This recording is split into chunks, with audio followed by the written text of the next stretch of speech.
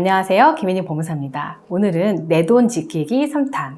금지 명령이 났는데도 은행에서 통장에 들어있는 내 돈을 빼가네요. 이게 주제인데요. 가끔 가다가 금지 명령 나왔는데 통장에 있는 돈 빼갔다고 제가 연락을 받을 때가 있어요. 아주 드물긴 한데요.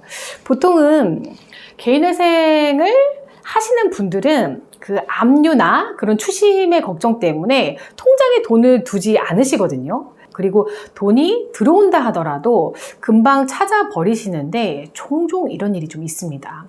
어떤 경우에 보통 문제가 되냐면 나는 그 통장을 사용하지 않는데 다른 사람이 모르고 입금하는 경우예요. 예를 들어서 내가 급여 통장으로 써야 하는 은행이 지정이 돼 있는 거예요. 그래서 그 통장으로 이제 돈이 들어오는 경우, 그리고 과거에 뭐 빌려준 돈이 있거나 사업하시는 분이에요. 그러면 송금하는 사람이 돈을 이제 보낼 때 내가 개인회생하는 사람인지 모르니까 그냥 아는 계좌로 송금한 것 뿐인데 좀 운이 나쁘게 은행에 착오까지 있어서 내 돈을 뺏겨버린 그런 황당함까지 겪게 되는 거죠. 여기서도 그 상계에 대해서 말씀을 드려야 될 것 같아요. 내가 대출 받은 돈을 연체를 하고 있어요. 그런데 하필 그 연체 중인 그 은행의 계좌에 돈이 입금이 되어버린 거예요. 그러면 은행은 돈 들어왔네? 이거 퉁칠게 하는 게 이게 상계입니다. 그런데 회생 신청하는 분들은 이게 중요하죠. 도대체 은행이 언제까지 상계가 가능한 거냐, 이게 중요하죠. 이 상계가 가능한 시점을 알면 그걸 피해서 통장 사용을 시작할 수도 있으니까요. 그래서 이 상계가 가능한 시점이 언제까지인지, 그리고 여러분들이 통장 사용을 할 때 그 주의사항까지 말씀을 드리도록 하겠습니다.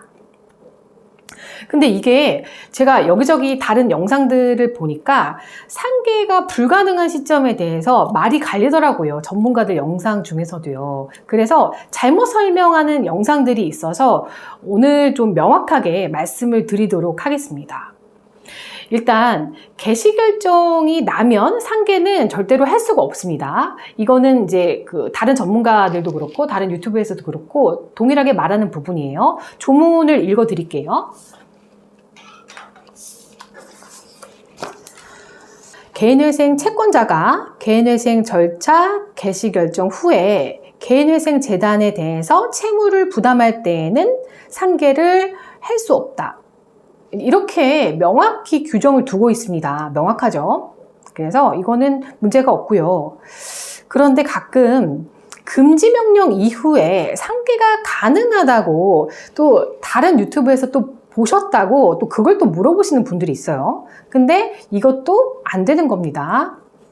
금지가 나도 뭐 개시 결정까지는 가능하다라고 설명하시는 분들도 이게 꽤 많은 것 같은데 잘못된 겁니다. 이것도 조문을 읽어 드릴게요. 개인회생 채권자가 지급정지 또는 개인회생 절차에 개시 신청이 있음을 알고 채무자에 대해서 채무를 부담할 때에는 상계를 할 수 없다. 이 부분도 명확히 있습니다. 채권자가 채무자가 개인회생 신청을 한 걸 알았으면 상계할 수 없다는 의미예요. 근데 채권자는 언제 채무자가 신청한 걸 알게 되냐면요.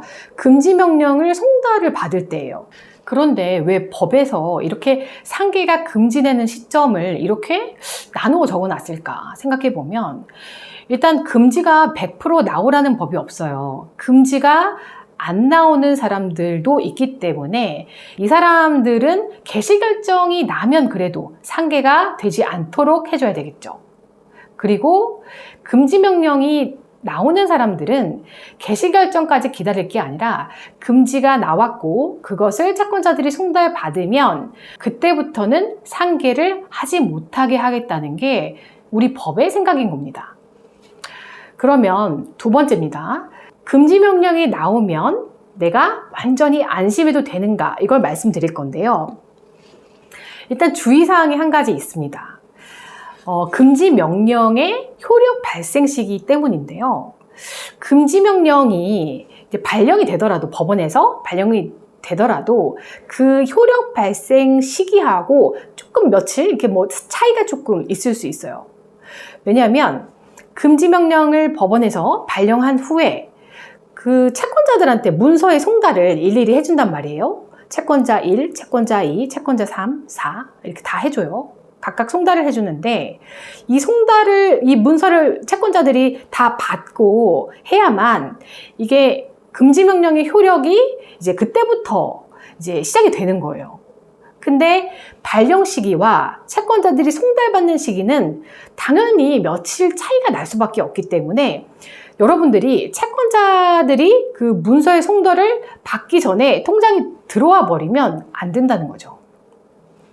채권자들이 그 금지명령을 송달을 받는지 확인하시고 통장을 사용하셔야 되는 거고, 스스로 알아볼 수 있는 방법은 대법원 나의 사건 검색이라고 사이트에 들어가시면 공인인증서로 그 내 사건 검색할 수가 있어요. 그러면 거기 들어가서 채권자들이 송달을 언제 받았는지 다 확인을 하시고 이제 통장을 사용하셔야 되는 거고요.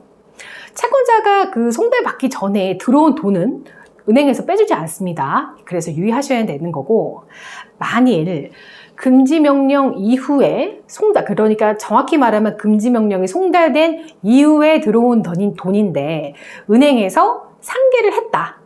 그러면 제가 그 말씀드린 내용을 기초로 금지명령 송달 이후에 들어온 돈이니 달라고 요구를 하시면 되겠습니다. 그러니까 이렇게 복잡한 이유가 있기 때문에 통장 사용에 대해서 이제 물어보시면 통장에 그냥 돈을 이제 두지 마시라고 말씀을 드립니다.